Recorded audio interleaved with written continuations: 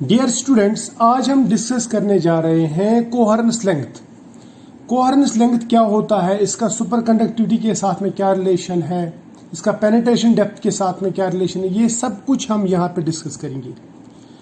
Coherence length का जो symbol है वो है जीटा या जी इसे कहते हैं। तो इसको समझने के लिए सबसे पहले हमें समझना होगा कि सुपर कंडक्टर में कितनी तरह के इलेक्ट्रॉन्स रहते हैं। देखो, अगर हम सुपर कंडक्टर की सरफेस के नज़दीक देखेंगे तो हमें यहाँ पे दो तरह के इलेक्ट्रॉन्स मिलेंगे। यानी ये कहा जाता है कि इसमें दो तरह के इलेक्ट्रॉन्स रहते हैं। एक रहता है नॉर्मल इलेक्ट्रॉन्स, यानी वो इलेक्ट्रॉन्स जो नॉर्मल कंडक्टेंस दिखाते हैं, और दूसरा रहता है सुपर कंडक्टिंग इलेक्ट्रॉन्स, यानी वो इलेक्ट्रॉन्स जो सुपर कंडक्टिविटी मटेरियल में लाते हैं, जिनकी वजह से सुपर कंडक्टिविटी आती है, यानी जिनमें कोई रेजिस्टेंस नहीं होता है। इनमें रेजिस्टेंस होता है, इनके फ्लो में रेजिस्टेंस होता है, इनके फ्लो में रेजिस्टेंस नहीं होता। ये बात आपको याद रखनी होगी। तो अगर मैं आपको डायग्रामेटिकली दिखा दूं तो मान लीजिए ये एक सुपर कंडक्टर है, ये इसकी सरफेस है और ये बल्क है, यानी अंदर सरफेस के नजदीक, सरफेस पे ज्यादातर नॉर्मल इलेक्ट्रॉन्स होंगे और कुछ सुपर कंडक्टिंग इलेक्ट्रॉन्स होंगे। जितना हम अंदर की तरफ जाएंगे उतना सुपर कंडक्टिंग इलेक्ट्रॉन्स की तादाद बढ़ेगी, यानी बल्क में सुपर कंडक्टिविटी ज्यादा रहती है और सरफेस पे सुपर कंडक्टिविटी कम रहती है। ये हम इससे पहले भी पढ़ चुके हैं और डिस्कस कर चुके हैं पेनिट्रेशन डेप्थ के टाइम पे, लंदन पेनिट्रेशन डेप्थ जब हमने पढ़ा था। ठीक है, या मैं इसको ऐसे भी दिखा सकता हूं। ये मान लीजिए ये सरफेस है, ये सुपर कंडक्टर का बल्क है, तो यहां पे रहेंगे ज्यादातर सुपर कंडक्टिंग इलेक्ट्रॉन्स और सरफेस पे रहेंगे नॉर्मल इलेक्ट्रॉन्स। समझ में आया? जितना हम अंदर की तरफ जाएंगे उतना सुपर कंडक्टिविटी बढ़ेगी और जितना हम सरफेस की तरफ आएंगे उतना यहाँ पे सुपर कंडक्टिविटी कम होगी। तो इसका मतलब सुपर कंडक्टर की सरफेस पे सुपर कंडक्टिविटी कम रहती है और बल्क में सुपर कंडक्टिविटी ज्यादा रहती है। या मैं ऐसा कह सकता हूँ कि सरफेस पे ज्यादातर नॉर्मल इलेक्ट्रॉन्स रहते हैं और बल्क में ज्यादातर सुपर कंडक्टिंग इलेक्ट्रॉन्स रहते हैं। नॉर्मल इलेक्ट्रॉन्स का मतलब ये रहता है कि ये इनमें रेजिस्टेंस रहता है, इनमें मैं बोलूंगा कि थर्मल एक्साइटेशन होता है, दीज आर एक्साइटेड इलेक्ट्रॉन्स। लेकिन यहाँ पे ये जो सिस्टम है, ये वाला सुपर कंडक्टिंग सिस्टम, इनमें ऑर्डर्ड इलेक्ट्रॉन्स रहते हैं। क्या रहते हैं? Ordered electrons. इनमें ऑर्डर्ड नहीं रहते, इनमें डिसऑर्डर रहता है, डिसऑर्डर्ड, क्योंकि इसमें थर्मली एक्साइटेड रहते हैं, जो इधर उधर घूमते रहते हैं। ठीक है, इसमें बिल्कुल ऑर्डर्ड रहते हैं, ऑर्डर्ड इलेक्ट्रॉन्स। और ये 10⁻⁻⁶ मीटर तक ये ऑर्डर रहता है सुपर कंडक्टिंग इलेक्ट्रॉन्स का। ये बात याद रखना, यानी ये बिल्कुल एक खास अरेंजमेंट में रहेंगी, ऐसे लाइंस में रहेंगी। ठीक, जबकि यहाँ पे हैप्पीजर्ली रह सकते हैं। ठीक, यहाँ तक तो समझ में आया। अब देखो, अब हमें ये देखना है कि सरफेस से लेके बल्क में जब हम जाएंगे तो क्या नॉर्मल से सुपर कंडक्टिविटी मतलब एब्रप्टली चेंज होता है, ये एब्रप्ट चेंज होती है, एब्रप्ट ट्रांजिशन होती है। यानी जब हम सरफेस से बल्क की तरफ जाते हैं तो क्या यहाँ पे कोई बाउंड्री है इनके बीच में कि जिस तरह मैंने यहाँ पे बनाया है कि यहाँ पे सुपर कंडक्टिंग इलेक्ट्रॉन्स होंगे, यहाँ पे नॉर्मल इलेक्ट्रॉन्स होंगे? नहीं, ऐसा नहीं। यहाँ पे कोई शार्प बाउंड्री नहीं है, यानी नॉर्मल इलेक्ट्रॉन्स के दरमियान और सुपर इलेक्ट्रॉन्स के दरमियान, सुपर कंडक्टिंग इलेक्ट्रॉन्स के दरमियान कोई शार्प बाउंड्री नहीं है। तो इसका मतलब अगर हम चेंज करेंगे, अगर हम जाएंगे नॉर्मल इलेक्ट्रॉन से सुपर इलेक्ट्रॉन्स की तरफ, यानी यहाँ से यहाँ, या सुपर इलेक्ट्रॉन्स से नॉर्मल इलेक्ट्रॉन्स की तरफ, यहाँ से यहाँ, यानी वापस यहाँ से यहाँ, तो यहाँ पे एब्रप्ट चेंज नहीं होती, एब्रप्ट ट्रांजिशन नहीं होता, बल्कि क्या होता है? ग्रेजुअल चेंज होता है। इसी तरह से जब हम टेम्परेचर भी बढ़ाते हैं तब भी ये चेंज जो है ग्रेजुअल होता है, ग्रेजुअल चेंज ऑकर्स। और ये जो ग्रेजुअल चेंज है, तो इसका मतलब क्या होता है? मान लीजिए यहाँ पे सुपर कंडक्टिविटी ज्यादा है, यहाँ पे सरफेस है, ये सुपर कंडक्टिविटी पहले ऐसे धीरे धीरे धीरे धीरे डिक्रीज होगी और बाद में सरफेस के ऊपर जीरो हो जाएगी। ऐसा होगा, ऐसा नहीं होगा कि यहां से यहां तक मान लीजिए सुपर कंडक्टिविटी ज्यादा तो इस बाउंड्री पे बिल्कुल जीरो, यहाँ पे जीरो, उसके बाद में सरफेस आएगी। ऐसा नहीं, ये धीरे धीरे डिक्रीज होता है जब तक सरफेस आ जाती है और सरफेस पे जीरो हो जाता है। ठीक है, इसको बोलते हैं हम ग्रेजुअल चेंज। अब मैक्सिमम से लेके इस जीरो तक ये जो डिफरेंस आता है, ये जो डिस्टेंस आता है, इसको हम बोलते, इस लेंथ को बोलते हैं हम कोहेरेंस लेंथ। क्या बोलते हैं? कोहेरेंस लेंथ, यानी ये वो डिस्टेंस है जिस डिस्टेंस में चेंज आ जाती है। समझ में आया ना? मैं बोलूंगा ट्रांजिशन लेंथ जो है वो है कोहेरेंस लेंथ। इसको मैं ऐसे भी कह सकता हूँ, ये मान लीजिए ये सरफेस है, सरफेस ऑफ मटेरियल, ये है बल्क। बल्क में यहाँ पे सुपर कंडक्टिविटी है। सरफेस पे जब हम जाएंगे तो ये सुपर कंडक्टिविटी धीरे धीरे धीरे धीरे डिक्रीज हो जाएगी और सरफेस पे बिल्कुल जीरो हो जाएगी और यहाँ पे हो जाएगी मैक्सिमम। अब यहाँ मैक्सिमम से लेके जीरो तक ये जो डिस्टेंस आती है, ये जो लेंथ आती है, इसी को हम कहते हैं कोहेरेंस लेंथ। क्या कहते हैं इसको? Coherence length. इसको मैं डिटेल में और थोड़ा समझाता हूँ। तो मैंने क्या कहा कि सुपर कंडक्टिविटी जो रहती है मैक्सिमम इन बल्क रहती है और जीरो एट सरफेस। अब बल्क से जीरो तक ये जो चेंज आती है, चेंज ये धीरे धीरे चेंज आती है, ग्रेजुअल चेंज, और जिस लेंथ में ये चेंज आती है उसी को हम कहते हैं कोहेरेंस लेंथ। कोहेरेंस लेंथ को हम दिखाते हैं जीटा से, या इसको जी भी कहते हैं, लोअर केस जीटा। और ये जो चीज है, ये जो फिनोमेना है, ये सबसे पहले यानी कोहेरेंस लेंथ जो है सबसे पहले रियलाइज किया था पिपार्ड ने। पिपार्ड कब किया था? 1953 में।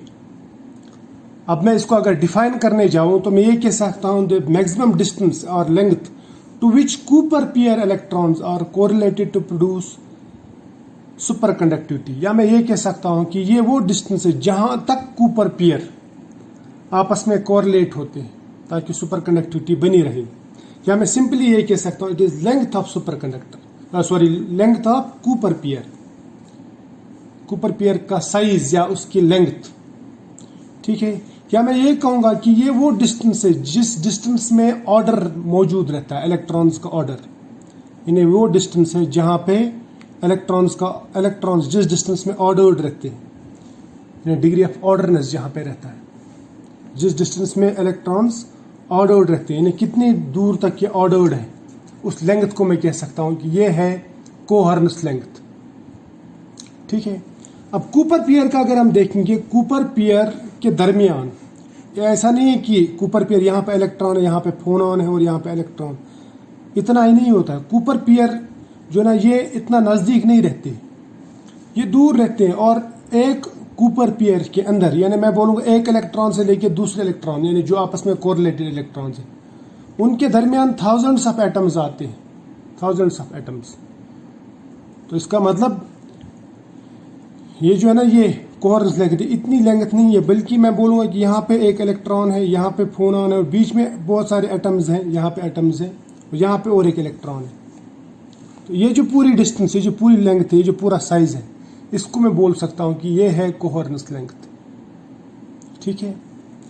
और कोहेरेंस लेंथ को अगर हम क्यूब करेंगे तो वो कहलाएगा कोहेरेंस वॉल्यूम। कोहेरेंस वॉल्यूम से हमें बहुत सारी प्रॉपर्टीज पता चल जाती हैं कि मटेरियल में किस तरह की प्रॉपर्टीज। ठीक है। और कोहेरेंस वॉल्यूम और पेनिट्रेशन डेप्थ, ये एक ही तरह का फिनोमेना मैं बोल सकता हूं, लेकिन अपोजिट टू ईच अदर। मैं बताऊंगा कैसे। यानी पेनिट्रेशन डेप्थ हमने पढ़ा है, अब हम कोहेरेंस लेंथ का इसके साथ में रिलेशन भी देखेंगे क्या है, और हम देखेंगे इन दोनों में फर्क क्या है। देखो, मान लीजिए यह है surface, surface of material, surface. जब हम सरफेस से अंदर की तरफ जाते हैं तो क्या होता है, यहां पे सरफेस पे नॉर्मल इलेक्ट्रॉन्स रहते हैं। मैंने कहा इसमें नॉर्मल इलेक्ट्रॉन्स ज्यादा रहते हैं। और जितना हम अंदर की तरफ जाते हैं बल्क में, यानी बॉडी के अंदर सुपर कंडक्टिविटी के सेंटर की तरफ जाते हैं, तो वहां पे सुपर कंडक्टिविटी इंक्रीज होती है। मैं बोलूंगा सुपर कंडक्टिविटी इंक्रीज होती है धीरे धीरे धीरे धीरे, और एक पॉइंट पे मैक्सिमम पहुंचती है। ठीक, समझ में आया। अब पेनिट्रेशन डेप्थ अगर हम देखेंगे, सपोज हमने मैग्नेटिक फील्ड अप्लाई किया, यहाँ पे सरफेस पे मैग्नेटिक फील्ड मान लीजिए 100% यहाँ से यहाँ पास हो रहा है, फिर वो मैग्नेटिक फील्ड इसमें भी पास हो रहा थोड़ा, फिर इसमें भी पास हो रहा, फिर ये धीरे धीरे धीरे धीरे कम हो जाएगा। जब हम मैग्नेटिक फील्ड अप्लाई करेंगे तो सरफेस के कंपैरिजन में अंदर की तरफ धीरे धीरे जो मैग्नेटिक फील्ड है ना, वो धीरे धीरे कम हो जाएगा। ठीक है। इस तरह का ग्राफ बनाते हैं हम। अब जहां पे ये सरफेस के कंपैरिजन में जो मैग्नेटिक फील्ड सरफेस पे है, उसके कंपैरिजन में 1/e के इक्वल जब मैग्नेटिक फील्ड हो जाता है, हम उसको कहते हैं, ये है जनाब पेनिट्रेशन डेप्थ। तो इसका मतलब पेनिट्रेशन डेप्थ धीरे धीरे डिक्रीज होता है अंदर की तरफ, और कोहेरेंस लेंथ जो है ना ये वाला, या मैं बोलूँगा सुपर कंडक्टिविटी, ये अंदर की तरफ धीरे धीरे इंक्रीज होता है। तो दोनों ये सरफेस के ऊपर होते हैं, और लेकिन इनका जो डायरेक्शन है वो बिल्कुल एक दूसरे के अपोजिट है। यहाँ से लेके यहाँ तक जो लेंथ है इसको मैं बोल सकता हूँ ये है पेनिट्रेशन डेप्थ, लेकिन यहाँ से यहाँ तक जो लेंथ है ये वाली लेंथ, यानी इस पेनिट्रेशन डेप्थ से लेके मैक्सिमम सुपर कंडक्टिविटी तक, इसको हम कहते हैं डेल्टा। समझ में आया ना? यानी फर्मी लेवल और बल्क सुपर कंडक्टिविटी के दरमियान जो डिफरेंस है उसको कहते हैं डेल्टा। अब इन दोनों को अगर मैं मिला दूं, यानी यहाँ से लेके यहाँ तक, यहाँ से लेके यहाँ तक, ये जो डिस्टेंस आती है, ये डिस्टेंस, इसको मैं कहूँगा ये है ये जीटा, यानी कोहेरेंस लेंथ। तो इसका मतलब कोहेरेंस लेंथ जो है वो होता है लैम्डा प्लस डेल्टा के बराबर, राइट? तो इसका मतलब सुपर कंडक्टिविटी अंदर की तरफ ज़्यादा रहती है, बाहर की तरफ कम रहती है। पेनिट्रेशन डेप्थ जो है, या मैं बोलूँगा मैग्नेटिक फील्ड हम जब अप्लाई करेंगे वो बाहर ज़्यादा रहेगा, अंदर की तरफ कम रहेगा। यहाँ तक तो क्लियर है? शाबाश। अब मैं अगर इस पेनिट्रेशन डेप्थ का और कोहेरेंस लेंथ का रेशो निकालूंगा किसी भी सुपर कंडक्टर के लिए, तो ये रेशो जो है ना ये कांस्टेंट रहता है, कांस्टेंट। इसको हम कहते हैं के, यानी ratio of penetration depth and coherence length, ये कहलाता है के। इस के से हमें पता चल जाता है कि मटेरियल प्योर है कि इम्प्योर है, या ये टाइप 1 है कि टाइप 2 सुपर कंडक्टर है। देखो टाइप 1 के लिए के जो रहेगा, के ये रहता है लेस देन 1/√2, लेस देन 1/√2। तो इसका मतलब ये हुआ कि ये जो है ना ये रेशो लेस देन 1/√2 है। तो इसका मतलब ये लेस देन 1 बोलूंगा मैं, इसका मतलब ये ज्यादा है ये कम है। तो मैं ये भी, यानी ये जब ज्यादा होगा तभी तो ये लेस देन 1 हो जाएगा ना इसका रेशो। तो इसका मतलब ये होता है कि यहाँ पे टाइप 1 में k is less than 1/√2, or we can say this coherence length is greater than penetration depth type 1 super conductor में। अब टाइप 2 में क्या होता है? टाइप 2 में k is greater than 1/√2, या मैं ये कह सकता हूं कि जीटा, अगर ये 1 से ज्यादा है, इसका मतलब जीटा जो है ना इससे कम है, ठीक है, इससे कम है। तो सपोज ये 5 है, ऊपर वाला 5 है और दूसरा नीचे वाला 4 है, तभी तो ऐसा होगा। अब अगर ऐसा रहा 4/5 एग्जाम्पल बोल रहा हूँ, तब ये लेस देन 1 आएगा, ये ग्रेटर देन 1 आएगा। इसका मतलब अगर ये ज्यादा है ये कम है तो ग्रेटर देन 1, अगर ये ज्यादा है ये कम है तो लेस देन 1। अब ये ग्रेटर देन 1 अगर आ गया, यानी k इज ग्रेटर देन 1/√2, तो इसका मतलब ये हुआ कि ये ज्यादा है ये कम है, यानी पेनिट्रेशन डेप्थ ज्यादा है और कोहेरेंस लेंथ जो है वो कम है। तो इसका मतलब टाइप 2 सुपर कंडक्टर में पेनिट्रेशन डेप्थ कोहेरेंस लेंथ के कंपैरिजन में ज्यादा रहता है, ठीक है। तो मैंने अभी आपसे कहा कि टाइप 1 जो रहते हैं जनरली वो प्योर सुपर कंडक्टर रहते हैं, और टाइप 2 जो रहते हैं वो इम्प्योर सुपर कंडक्टर रहते हैं। तो इसका मतलब अगर हमें ये चीजें पता चल गई तो हम प्योरिटी निकाल सकते हैं। तो फिर मैं ये कह सकता हूं कि coherence length depends on purity of material. Pure super conductor के लिए जो इंट्रिंसिक यानी अंदर जो उसकी कोहेरेंस लेंथ रहती है, अपनी कोहेरेंस लेंथ, उसको हम निकालते हैं ऐसे, जीटा नॉट मतलब intrinsic super conductivity, sorry intrinsic coherence length, ये बराबर रहता है h क्रॉस VF, ये सबस्क्रिप्ट है F, और KTC, के ये कांस्टेंट ऊपर जो हमने कहा लैम्डा बाई जीटा, ठीक। या मैं ऑलमोस्ट इक्वल टू बोलूंगा h क्रॉस बाई VF, ये आपको इक्वेशन याद रखनी है, ठीक है, बाई 2 डेल्टा, याद रखना जो 2 डेल्टा है ना, 2 डेल्टा ये बराबर रहता है एनर्जी गैप, या सुपर कंडक्टिंग एनर्जी गैप जो है वो उसके बराबर रहता है, ये इसके बराबर रहता है, ये याद रखना, ठीक। अब ये हमने देख लिया, तो ये इंट्रिंसिक है, लेकिन इसका अगर रिफाइंड फॉर्म हम लेंगे तो मोर रिफाइंड फॉर्म ये है, वो है zeta naught is equal to 2h cross VF by pi delta, ठीक है। ये zeta naught 2h cross VF by pi delta, ये ऑलमोस्ट इक्वल 10⁻⁻⁶ मीटर के बराबर रहता है, यानी माइक्रोमीटर बोल सकता हूँ मैं इसको, ठीक है, माइक्रोमीटर। ये हमने ऑलरेडी डिस्कस किया हुआ है कि इतनी ये जो लेंथ जो इसको हम कहते हैं कोर्नस लेंथ, इतनी बराबर रहती है, ये मैंने पहले बताया आपको, ठीक। अब क्वेश्चन है कि ये क्या है, एच क्रॉस क्या है, वी एफ क्या है, के क्या है और टी सी क्या है। देखो एच क्रॉस जो है ना, एच क्रॉस का मतलब रहता है एच बाई 2 पाई, यानी एच जो है प्लैंक्स कांस्टेंट है, 2 कांस्टेंट है, पाई भी कांस्टेंट है। वी एफ का मतलब रहता है फर्मी वेलोसिटी, फर्मी वेलोसिटी ये मैं बताऊंगा अभी, ठीक है।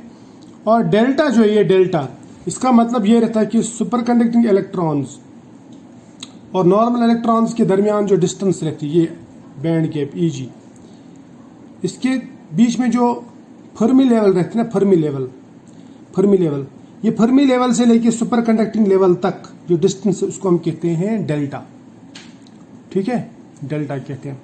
ये मैं आप नेक्स्ट पेज पे आपको बताऊंगा पूरा। जैसे मैंने आपको पहले ही बताया, H cross means H by 2 पाई, उसको हम रिड्यूस प्लैंक्स कांस्टेंट भी कहते हैं। और एच जो है ये प्लैंक्स कांस्टेंट है, ठीक है, H Planck's constant. V F जो है Fermi velocity of electron in normal state है, ये मैंने आपको पहले ही बताया। और ई जी जो है इसको हम कहते हैं सुपर कंडक्टिंग बैंड गैप। और डेल्टा मैंने आपको बताया है कि फर्मी लेवल और सुपर कंडक्टिंग लेवल के दरमियान जो डिस्टेंस है उसको हम कहते हैं डेल्टा, और 2 डेल्टा ई जी के बराबर रहता है। समझ में आया। अगर आप ये इक्वेशंस देखेंगे ना तो वहाँ पे 2 डेल्टा डिनोमिनेटर में है, तो इसका मतलब 2 delta is inversely proportional to zeta naught, या मैं बोलूँगा zeta naught is inversely proportional to E G या 2 डेल्टा, इनके इनवर्सली प्रोपोर्शनल रहते हैं, ठीक है। और आपको ये भी याद रखना है, जो जीटा इम्प्योर रहता है वो रहता है लेस देन जीटा प्योर। अब इनका अगर मैं रिलेशन आपको बता दूं, zeta impure is equal to, ये कब इसके बराबर होता है, जीटा प्योर के बराबर, वो बराबर रहता है जीटा प्योर इंटू एल, मगर रूट यानी 1/2 अंडर रूट मैं बोल सकता हूँ, यानी ऐसा बोल सकता हूँ मैं, zeta impure is equal to under root zeta pure into L. और जो एल है, एल इसको हम कहते हैं mean free path of electron, mean free path of electron. Clear. तो आई होप यहाँ तक आपको समझ में आया होगा, और ये इसमें ऑब्जेक्टिव्स आ भी सकते हैं, ठीक है। तो फिलहाल आज इतना ही, मिलेंगे नेक्स्ट लेक्चर में, तब तक के लिए बाय।